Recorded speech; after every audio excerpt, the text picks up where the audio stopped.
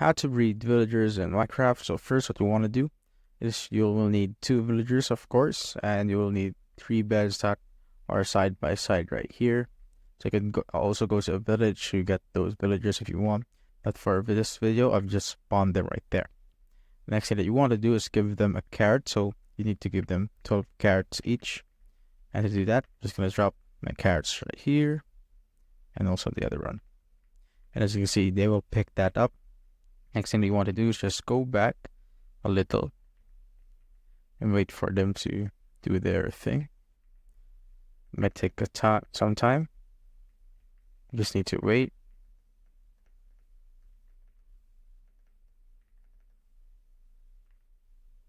Now, as you can see, it has started.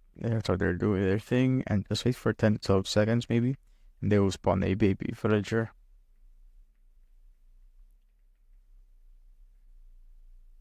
And here, as you can see, when I go back, the baby villager is now there. So as you can see, kid is right there. That's how I basically breed villagers in Minecraft.